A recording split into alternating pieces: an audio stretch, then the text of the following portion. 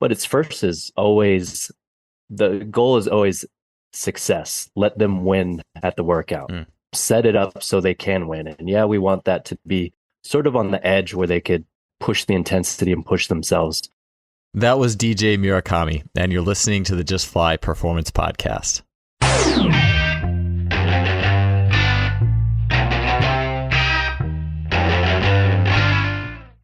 Today's podcast is brought to you by Simply Faster.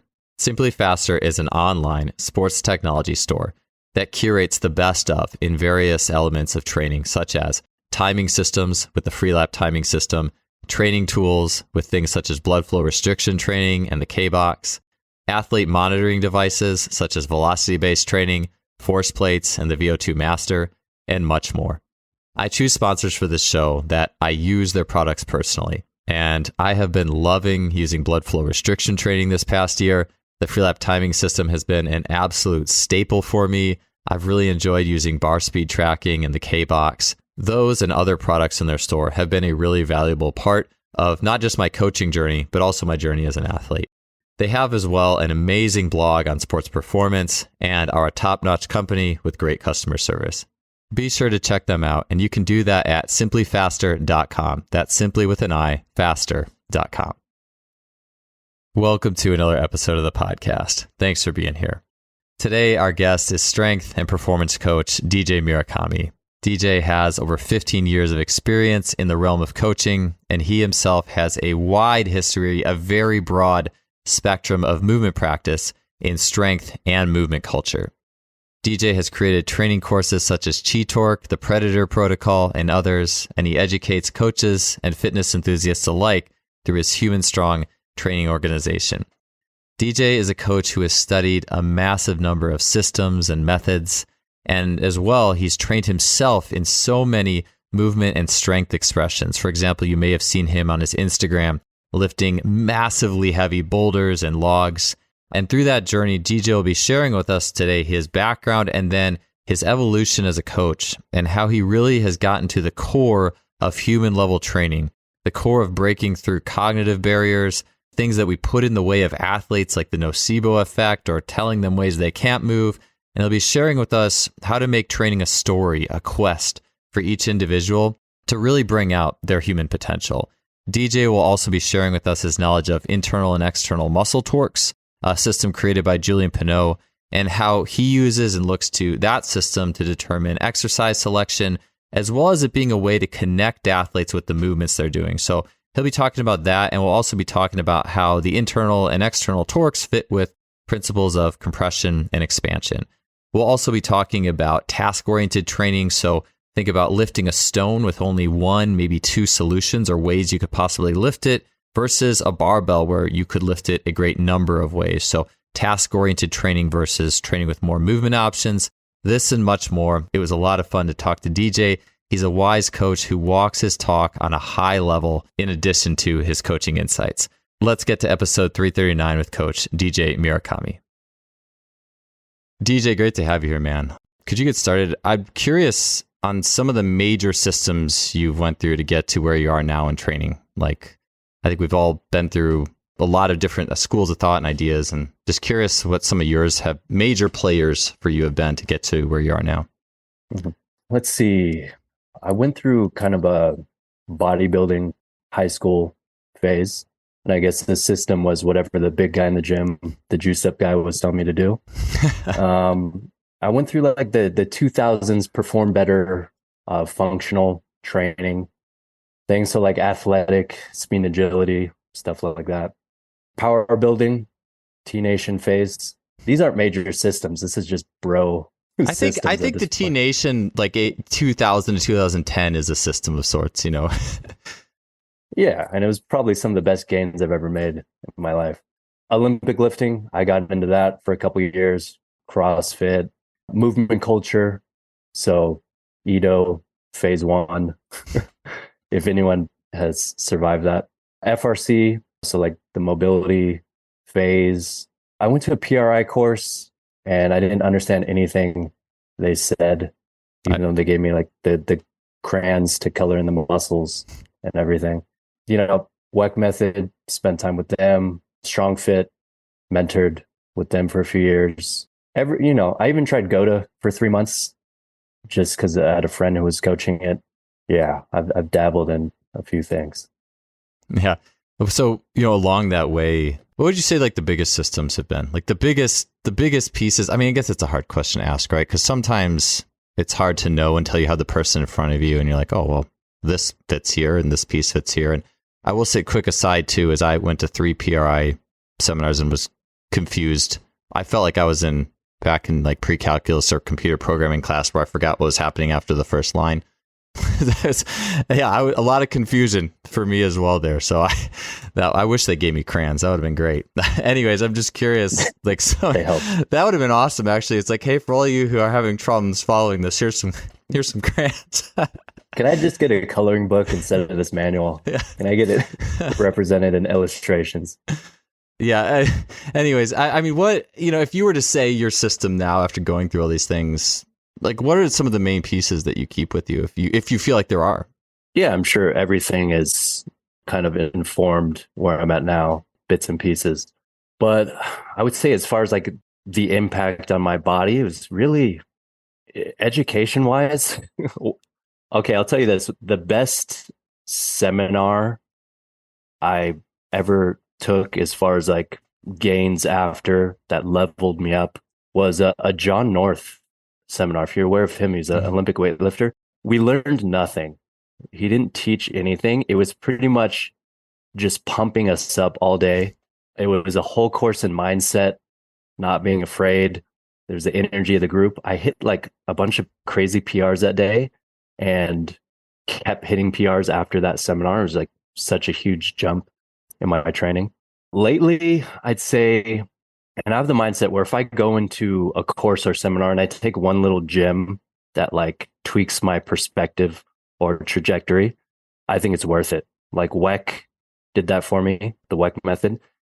One pattern of what they do kind of resonated with me, and it fit with a different model of how I view training. And I was like, wow, this is going to add another dimension. Even if I don't believe in the gait explanation or run or why you're supposed to do it or how you're supposed to do it, just being exposed to that way of thinking opened up new thinking in myself. So that's like valuable in itself. So I rarely go somewhere trying to say, okay, give me the system or the model that I can use to navigate the world. It's more like, let me expose myself to new ideas and see if they can add value to my own kind of story or how I view things. Strong Fit was a huge one for me. That's probably the one I recommend the most to people, just because it's a different way of thinking about the body. It's a different model and it's practical. Like I know you've looked into it a bit, and I've kind of looked at the expansion compression model. So I think they're all models are good. Which is the one that's most practical and that produces the most results? Because I've seen people go into some functional training system and kind of decondition and detrain themselves, but they're more sure and more confident of how they move now. They move more correctly. But I'm like, okay, but are you better? Are you bigger, stronger, faster? So yeah, it's something you have to be wary of when entering these new cultures and narratives, ideologies. But take what's useful. And yeah, sorry, I don't know if I answered that, but no, it definitely gives me some good things to like. I definitely get that. And I think for me, I think about back before I got down like the rabbit hole. So before you go into the minutia, like you could say go to the PRI seminars, and not that those are bad. I think those have a lot of really good offerings, especially maybe if you work more in the clinical space than maybe more the general space.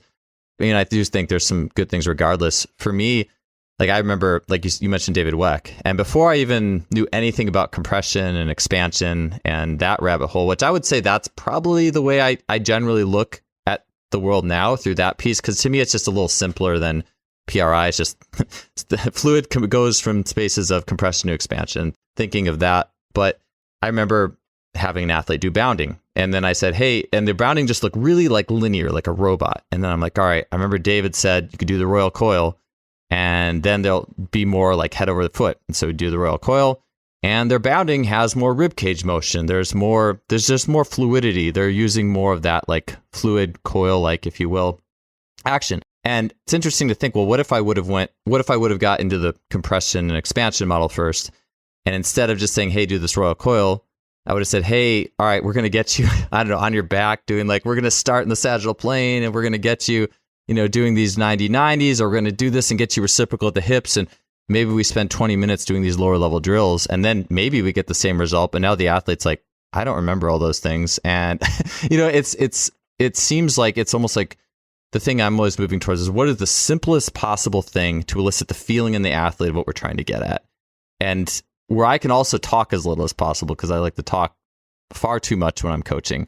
And so for me, I really respect that. And I've had a lot of people through this podcast who are in the compression expansion space actually really say how much they enjoy some of those WEC coiling based movements because of just that, like it modulates that compression expansion in a positive and really simple way for a lot of people.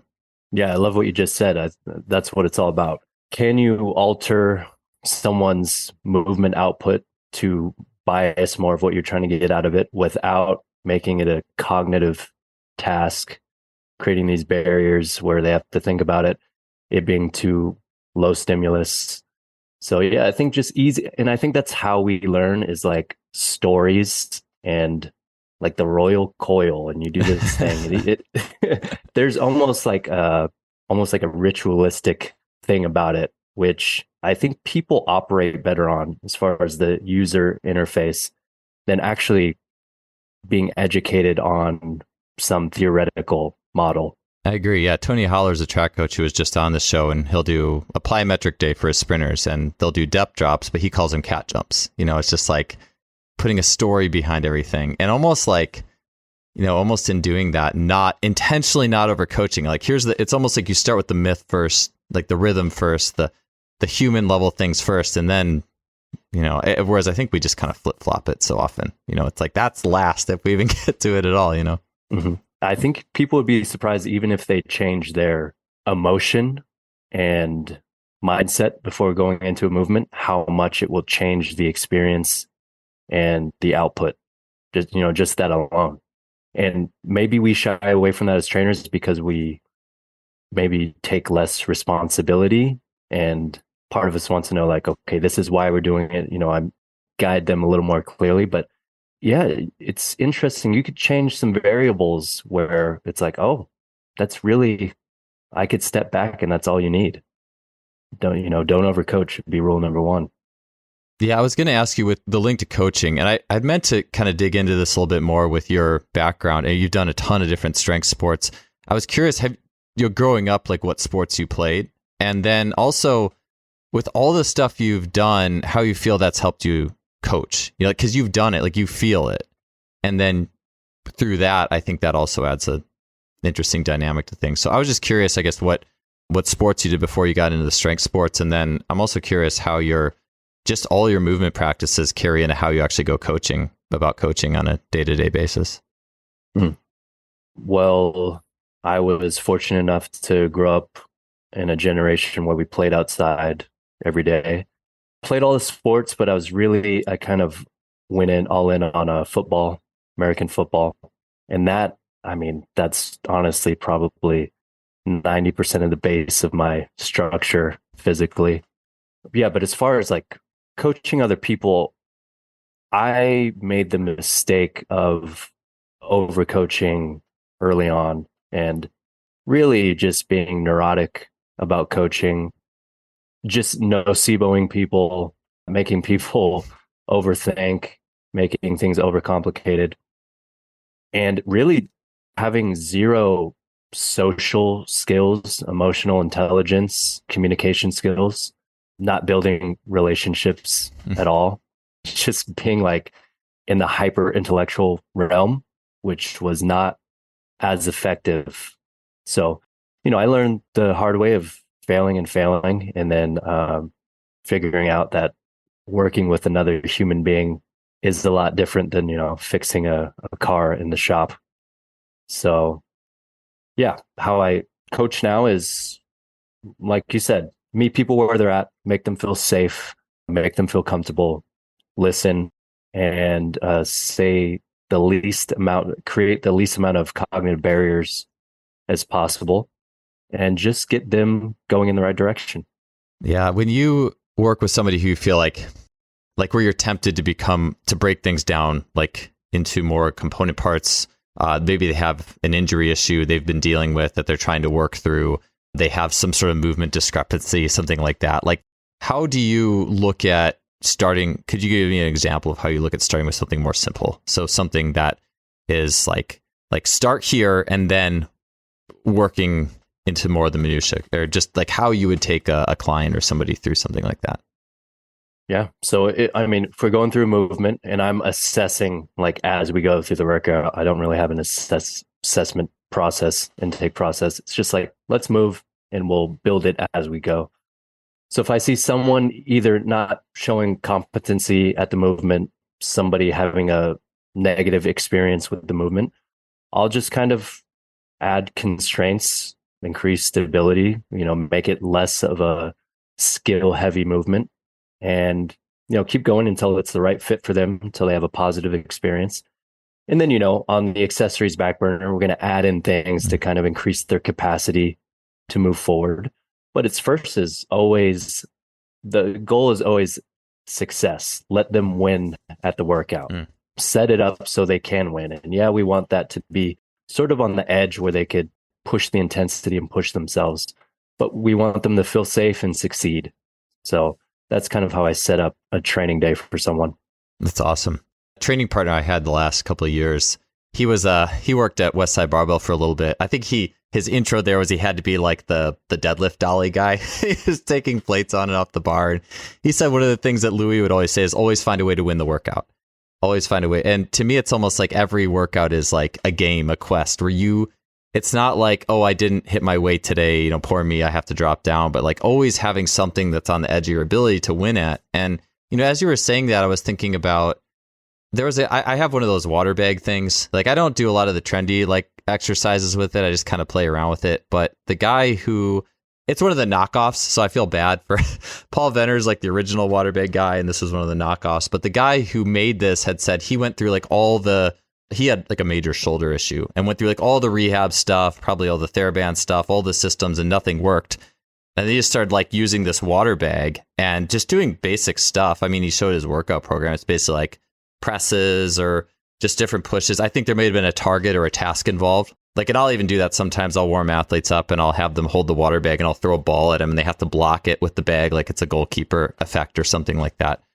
And apparently that water bag that took care of this guy's problems like that. Like, and I'm not saying it's like going to be like that for everybody, but it was like, here's something you can win, you can do this and you can win. And it's just pure like task. And you're in that state where it's just you in the water. And it's not like, hey, do it this way, do this, and feel this part of your joint. It just seems like, and for someone maybe too, who's more task oriented, who perceives life, I mean, we all perceive it as a game, but I'm sure there's a lot of reasons. But that story made me think of that with the water bag. And yeah, I've been using that a bit more myself. So it's like, yeah, I think that's something that's so easy to overlook too, because it's so common I'll see this too, where like a bunch of coaches go to like, they go to like the FRC seminar and they come back and everyone's doing FRC, or they go to PRI and everyone's doing, 90 wall drills. And it's like, we want to piece people into that series of drills we just learned at the seminar or something like that. I think that's really common, but like the art of finding something that the athlete, the client can win at is so key. I think it's, that feeling of perception, that feeling of I'm getting better throughout the workout here. I'm winning. Yeah. I've seen similar things, giving someone a task of simply go from A to B and they figure out a way to do it.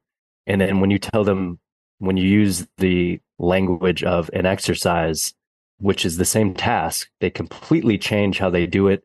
They'll experience pain because, with that name of the exercise is baggage of their history of doing it, of how they were told they're supposed to do it, how they're not supposed to do it. And so all of that just creates sometimes pain. It's a negative experience in their body. But if you just say, just do the task, they pick things up every day. They know how to do it. But yeah, I think that's our industry's fault of noceboing people to a big extent and having people search for perfection and like this ideal efficiency. You see it nowadays. It's like if you want to be successful on Instagram, just tear apart and bash what people are doing and just create like a more optimal or efficient way that it must be done. And this is going to go on endlessly, you know?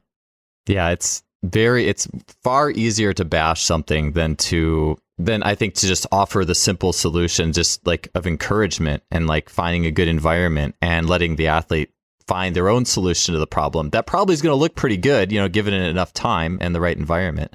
And, you know, I was thinking about your John North, that example you gave as well. And I would imagine too, in that environment, like people's techniques probably were very likely getting better too. It's like you get charged up and something, probably not just the power changes, but I imagine in the right environment, the technical things you might be looking for might come along over time in that environment without you necessarily having to nitpick it along the way either. I'm curious your take on that, like technique, like coaching people, you know, strength technique, anything like that. I mean, and stone lifting is so interesting too. You know, because how do you coach? You know, you have all sorts of different stones and things like that. So maybe we could start going that direction. But I'm curious what your take is on coaching technique and things as clients move forward, as individuals move forward. Yeah, it's probably similar to yours. I'll influence the technique with adding in some constraints. And an example would be if I want someone to create more, say, internal torque while pressing, I'll just change the implement like a sandbag. So you're forced to compress and adapt to it and keep that tension while going through the movement.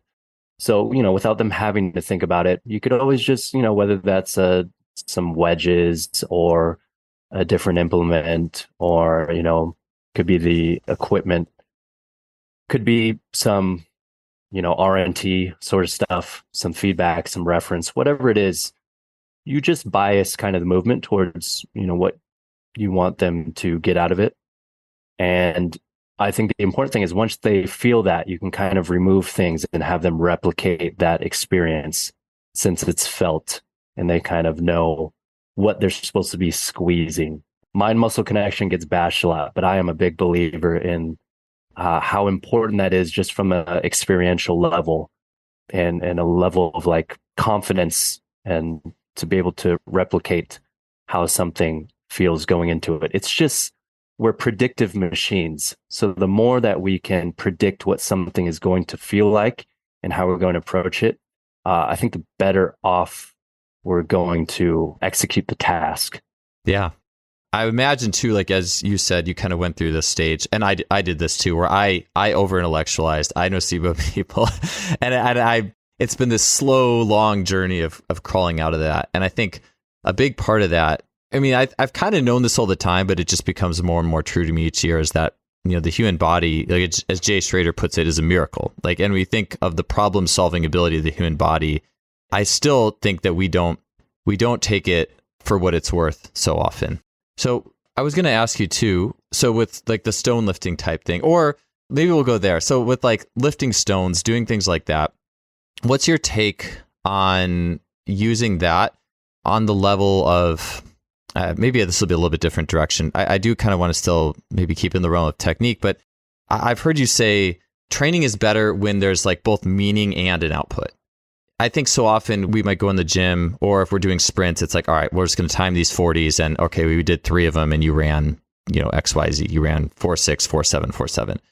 But if we can put more meaning behind it, at least I found this for me to be true, is that I'll be faster. And so I'm curious how you, the impact, or talk a little bit about lifting stones or doing things that are just more meaningful on just that total practice, as well as like the total outputs. Because so often people are like, well, did it make you stronger? Could you be as strong as you could doing these things or not? I'm curious about that as part of your practice. Yeah, I think meaning is important. Just, it could even be making something a task-oriented movement, you know, like, so instead of timing a sprint, hey, we're going to race on here, people are always going to perform better, like when they're racing someone or when you turn it into a game. So there's that level. But yeah, as far as like picking up a stone, it's really the game and the strength riddle of, can I get it up here, and not like 5 by 5 in your program where you're doing a certain percentage more. And there's no metric of a stone, it's not about the number. It's about the task, really is all it is. And I do think, I've learned the good thing about things like that, especially things in nature that are a little more chaotic, is they're information rich. You're going to approach it a slightly different way every time. And you're going to learn more about yourself while doing it, because you're going to be put in different positions. That might be, you have to grab it in an awkward way. It's asymmetrical, so it's exposing things. The footing might be different. The grip might be different. So you're getting more information, you're getting some novelty, and that just informs more about yourself, especially when you go into a very ordered environment like the gym, right? And then another thing I like about stones and sandbags versus a barbell is you have a lot of leeway on how you approach lifting a barbell. It could be done in a multitude of ways. You can lift it up like a power lifter, like an Olympic lifter, like a bodybuilder, sumo, narrow grip. There's a lot of freedom in that movement. But things like a sandbag or stone, you're constrained on how you can get it up. It really informs you on, this is how you hinge, this is how you lap, this is how you lift. So I actually like things like that are a little more self-governing as far as how you can do it compared to barbell. And that seems the opposite. You would think like a stone is a lot more freedom and chaos in it, and it is in a sense as far as variables. But a barbell, if I tell someone to pick up a barbell, I don't know what I'm going to get. I don't know what it's going to look like, depending on the individual, depending on the style and technique. That's the good thing about it, is you could use it in so many ways. The bad thing about it is you don't know what someone expects of you when you give them the task with that implement. I love what you said there with the stones. I'd never thought about that. I believe I'm sure you've been like bouldering and rock climbing. You probably mentioned that in the intro. One of the things I loved about bouldering after doing track for so long, and it was basically, my history was track for basketball growing up, very athletic when playing basketball. Part of it was the community, the environment, not thinking about the technique. Like, even too, like when you go to dunk the first time, you might only have one option. It's just, I have to jump this way just to get that ball in the rim. Just like it's a singular constraint. But even rock climbing reignited all that for me, because it's not like this for the low level problems, like a V1 or V2. You can climb it a bunch of different ways, but you start to get up there, like 5, 6 on the bouldering or whatever. There's probably only one way you're going to get that. But it's like you unlock that problem. Like, you found the one way, and that's why they call them problems, probably. Like, and to me, that's such a more immersive way. People get addicted to rock climbing. I think people are iron addicts too, but it's not the same way. Like, I don't think there's people like living out of their vans outside the powerlifting gym the way there are people living in their vans outside of Yosemite, and there's just something about that that's so cool. And you were saying, like with the sandbag or like with the rock, like, I don't know, it's so cool that there's probably not as many ways to do it, and you're figuring it out versus, well, I could lift it this way, or I could lift it that way, or maybe I just got bored of lifting it this way, so it's a new forward block, so let's lift it this way, So I just think that's so cool. And I think that psychological element's really powerful as well. Yeah, there's a reason, like, you want to see someone beta the route before you go climb it, right? Because you need to see, how did they figure out how to do it, and then you go about it. Like, I think that's right on. The more challenging it gets, the less freedom you have in ways to approach it. I think it was and there's good things about both sides of that scale of freedom and, I guess, challenge. I think it was Carl Paoli once said that increased complexity increases inclusivity. So what he meant was, like, you give someone the task of a pull-up, get above the bar, and you let them kip, it's going to allow a lot of people to do that task. But if you say strict pull-up, you're limiting the people who can do that task.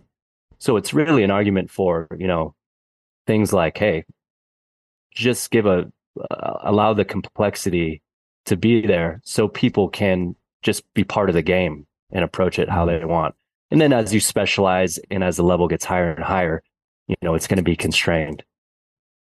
Yeah, when you're designing programs to your clients, I mean, I'm assuming, do you prefer more things that, would you prefer things that there's like more like a sandbag? Like, I mean, maybe it's just, this is a really polarized way of looking at like barbells versus sandbags. But like, maybe just tell me a little bit about how you'd approach using sandbags or some of those tools where there's more of a solution with clients.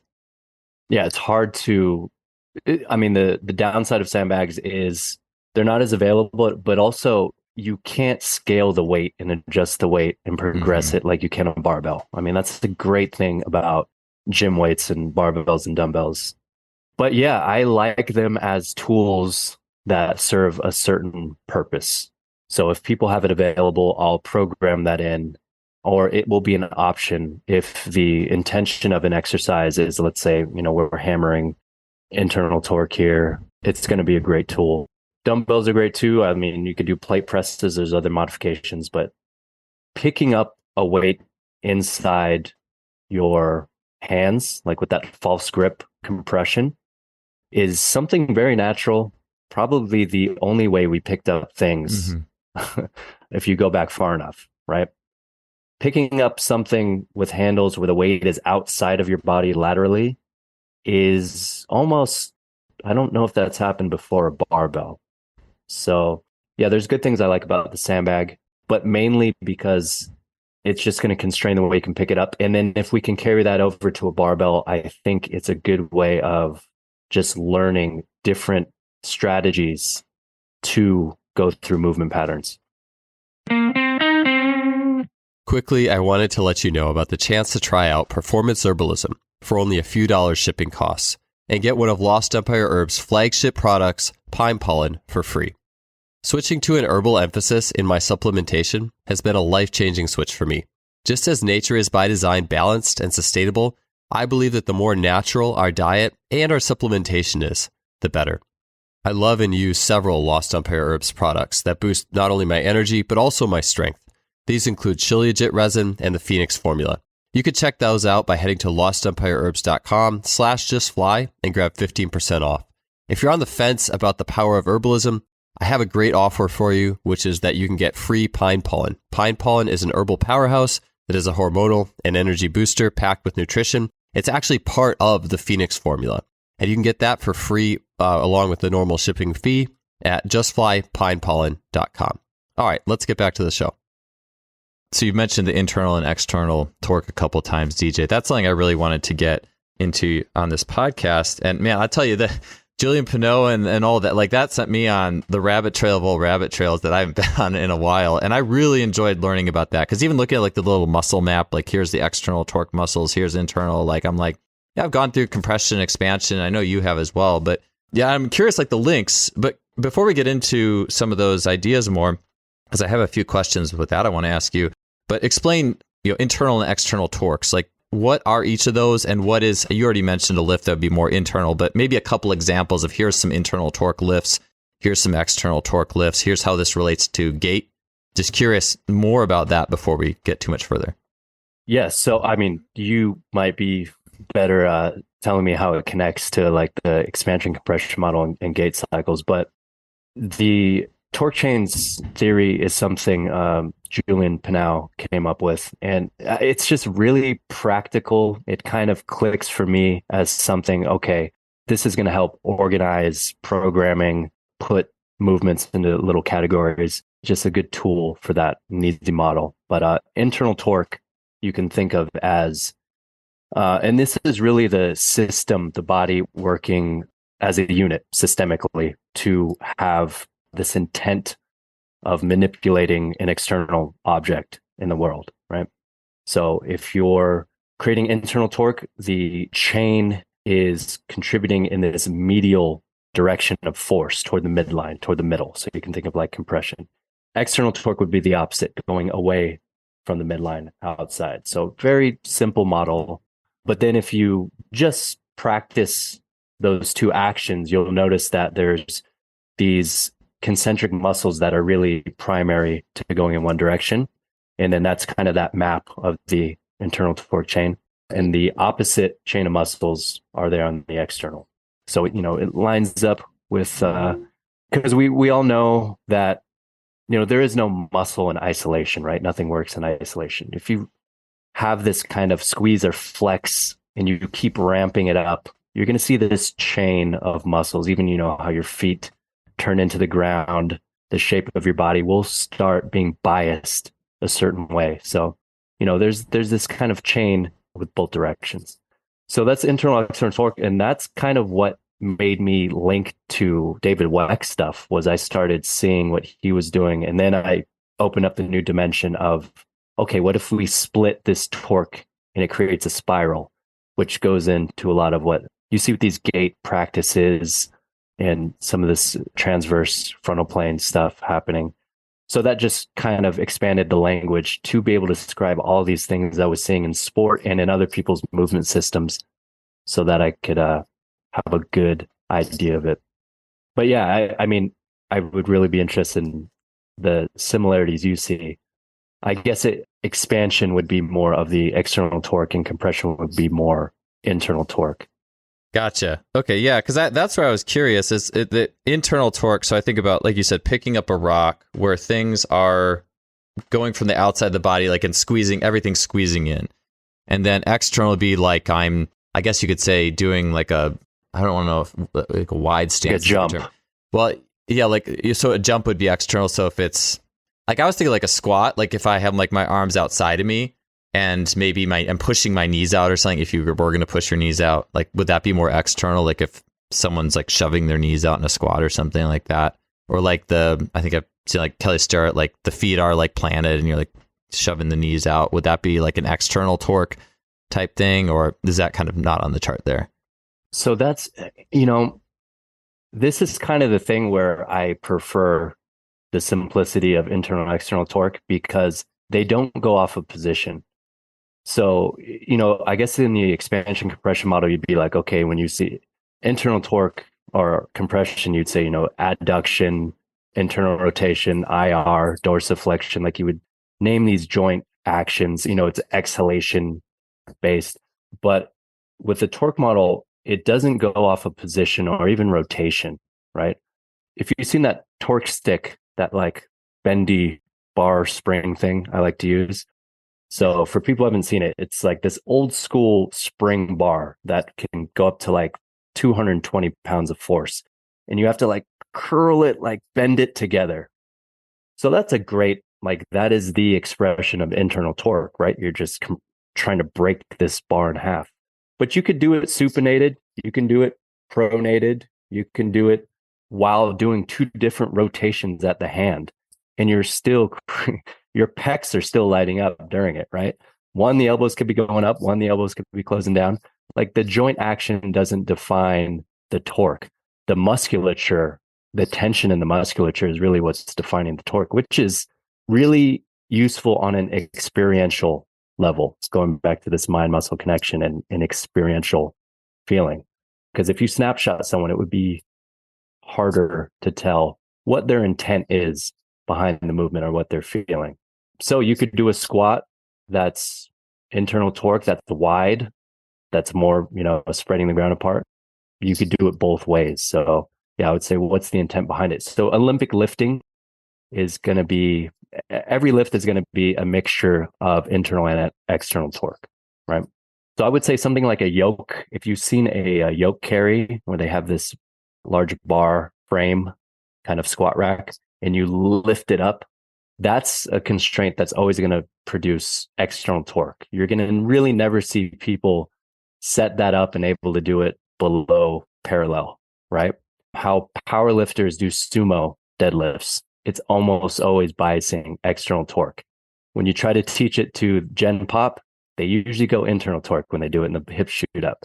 So you could do things multiple ways, but I think the usefulness is that you can add the constraints and really clarify the torque that you want someone to create, and then, set up, modify the exercise, meet them where they're at with their capacity and range of motion, and just get more clear on what we're stimulating and programming. Yeah, when you say it that way, and I think about, there's like that little drawing of like the little lines of muscle.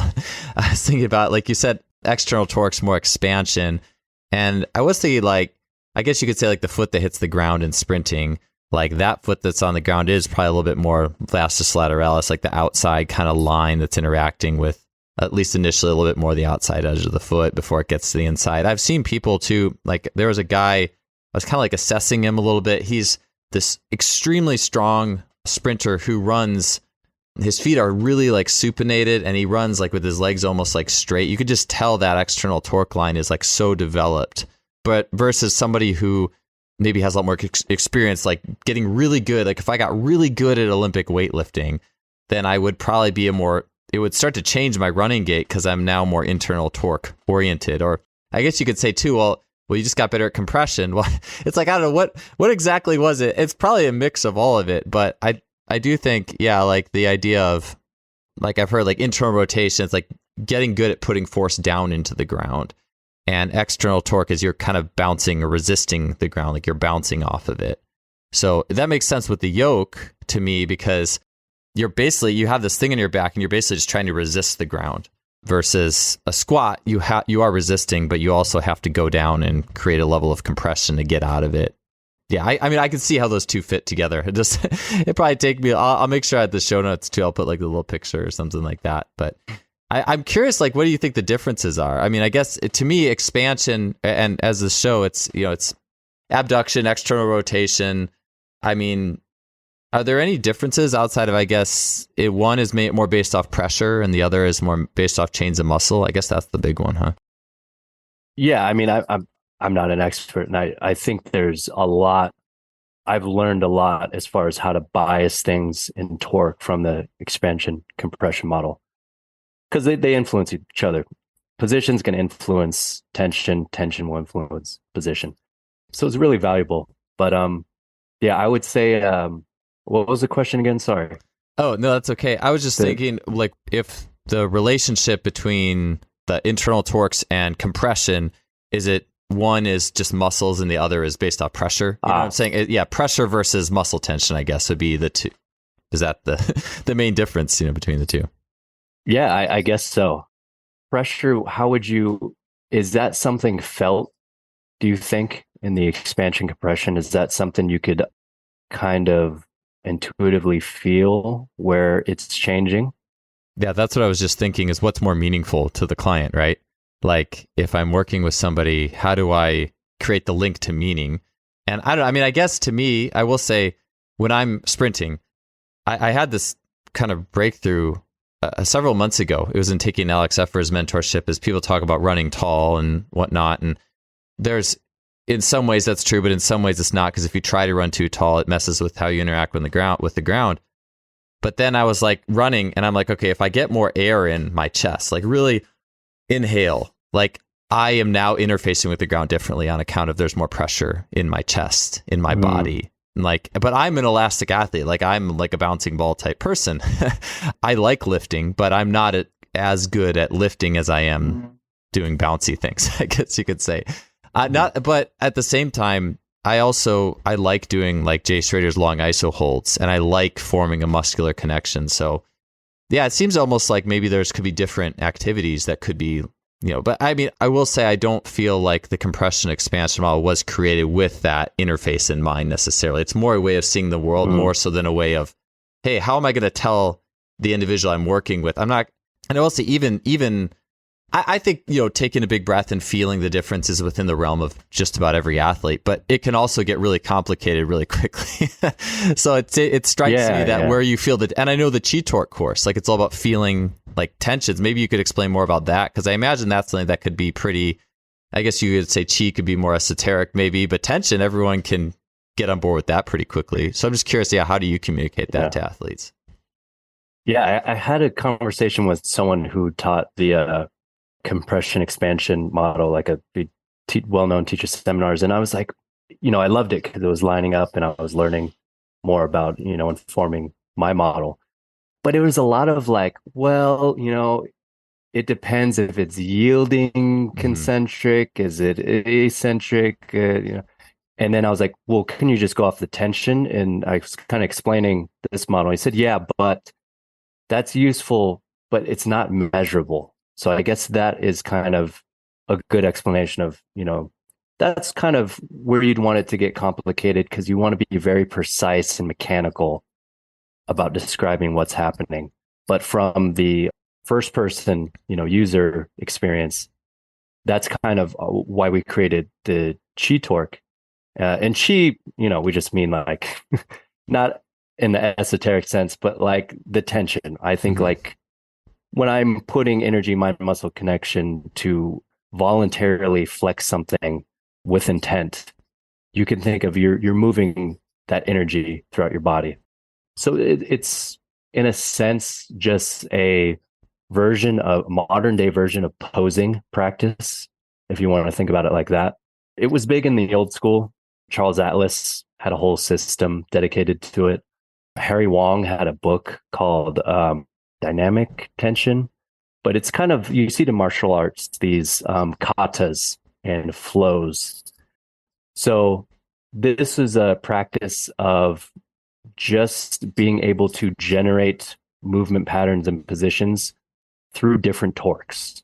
So the goal is once you learn, okay, you have multiple options of creating a movement, then you can carry that on over to a, let's say, lifting practice and say, okay, there's different ways I can now approach a squat or a deadlift and open up some more optionality, freedom, and dimensions, which for me, that's part of my assessment process is there a hole that's exposed when we go into different torques? Because if you think about range of motion, I don't like the idea of, it's just a joint moving here in space. It's like you can move a joint here while flexing different musculature, and it will restrict the range of motion depending on which torque you're executing it in. So then it becomes, okay, so let's assess both. Let's see where there's discrepancies. Let's see where we, I guess, compensate, quote unquote, because now we're defining limitations. So yeah, that was the chi torque course, if that made any sense. Yeah, no, I've taken it, so it does. But let me ask you a few questions to follow up, because to me, this is really interesting. And this is something where a lot of worlds collide. So in the last couple of years, have had tremendous success using, so Jay Schrader's come up with all these extreme isometric, long isometric holds. Just on the simplest version, just doing a rear foot elevated squat hold for like 2 minutes before your squat session. Doing a 3-minute like stretch down into the lunge hold before you do sprinting, stuff like that. To me, or even just doing a wall sit before you squat. Stuff like that has been really powerful for me. And this is coming from a guy who, like, I don't know, I almost like self-described like avoid lactate type person. I've had podcasts here talking about, like elastic people don't get too much lactate. And I do it within reason. But doing those holds has been really powerful for me. And in the Chi Torque course, and this is where I'd really like to go, because if anyone was confused with some of the specifics of that, I think this will wrap it up, is before you get into like a main lift, is it seemed like in the course you do a lot of like, you call like strength through length, like something that's tension, but a lot of range of motion to kind of warm up for that.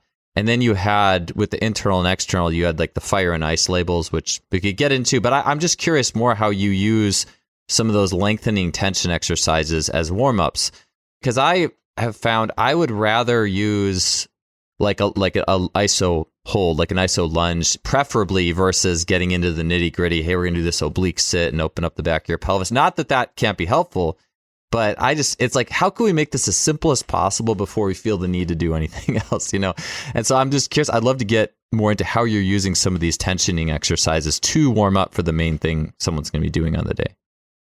Yeah, so it's essentially an isotonic practice, which is, isometric, you're squeezing in one position. Isotonic, you're trying to keep that tension throughout the full range of motion.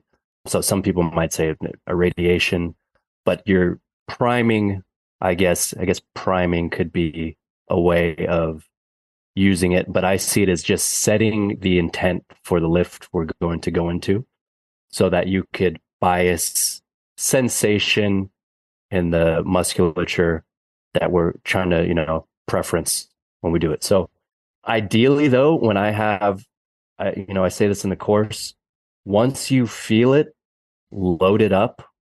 And once you can load it up, just make that your warm up with the exercise with a barbell. it's really just gaining connection to your body. But my goal would be to no longer use that practice and to just get the connection from it and then use it with your regular exercise. Yeah. So as soon as you gain, basically it's like there's not like a magic amount of sets and reps. It's like just once I'm doing like a front foot elevated deep split squat or something, and I feel the tension adequately throughout the chain, then I'm good to go. And I guess too, once you get good at that, maybe you don't need to even do that. Is that what you're saying? Like once you get good enough at feeling the tension, then you could just jump into your squat or deadlift or whatever it is without, I mean, that would be the goal, I guess, right? Like that you don't need anything outside of you.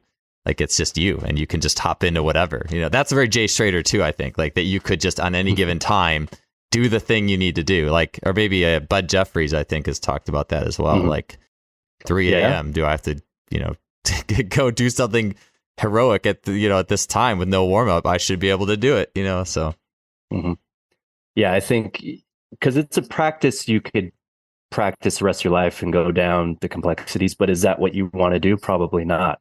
You want it for a specific purpose. So if it is, let's say, squatting, deadlifting, like what I do is I do a little like tensioning as I'm getting under the bar or with my feet through the ground before I pull.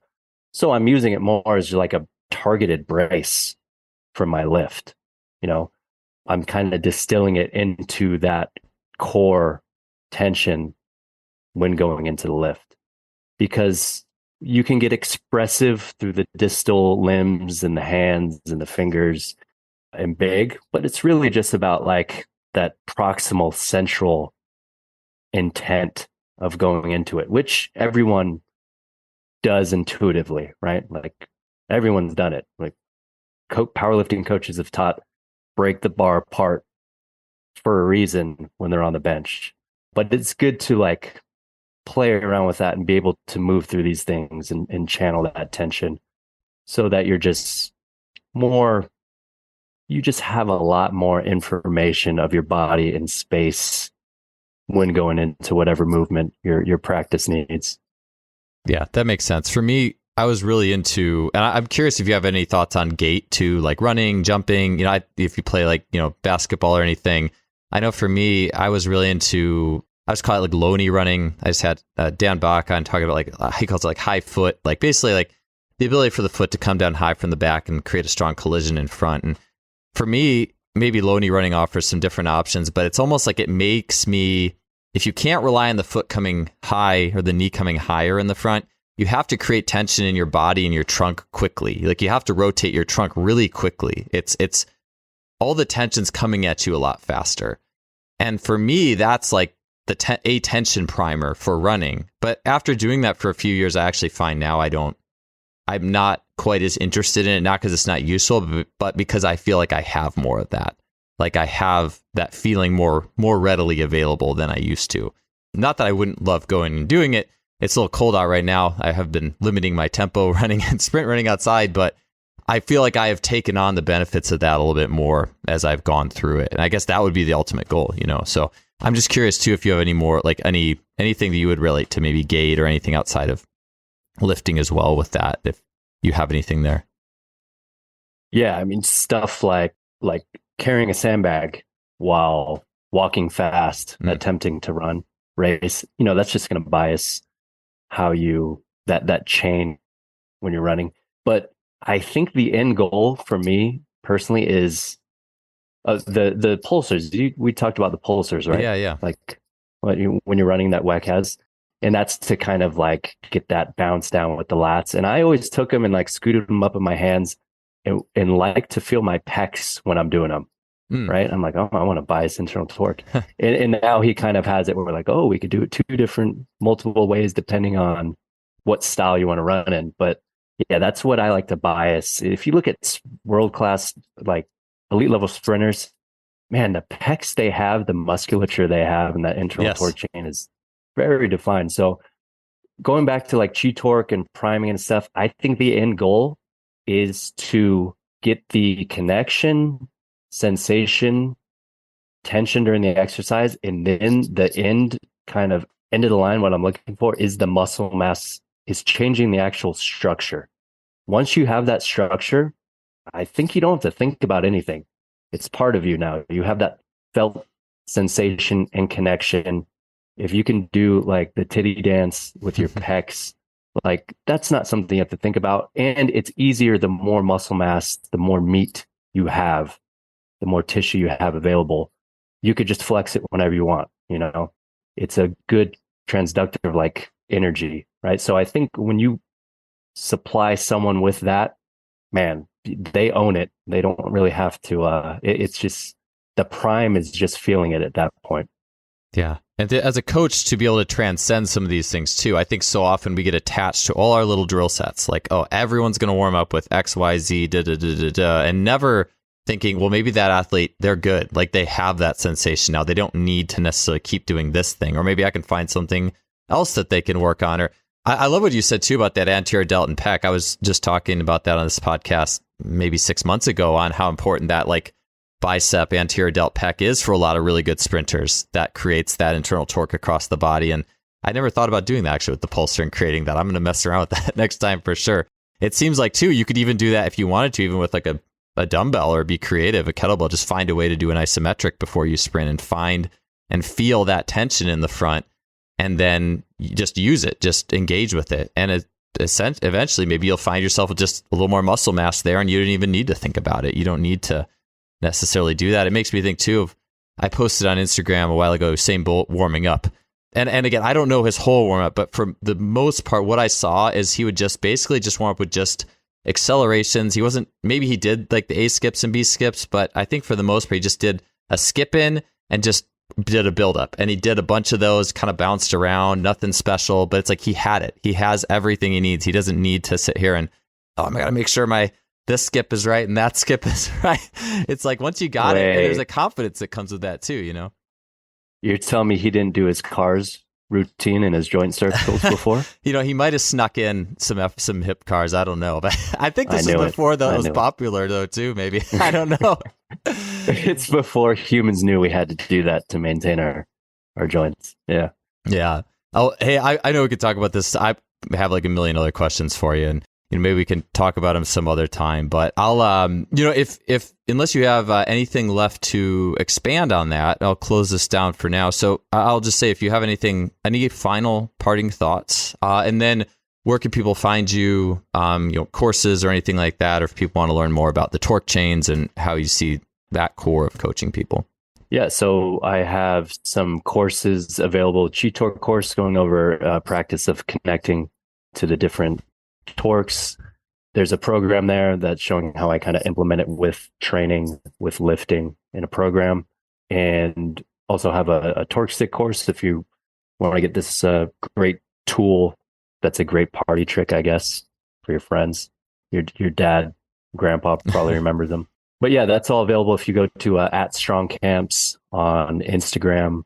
There's a link tree there, or danielmurakami.com. It's available there.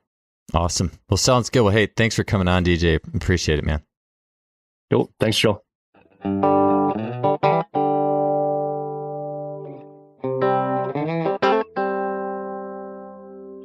Thanks for tuning in. We'll see you next week.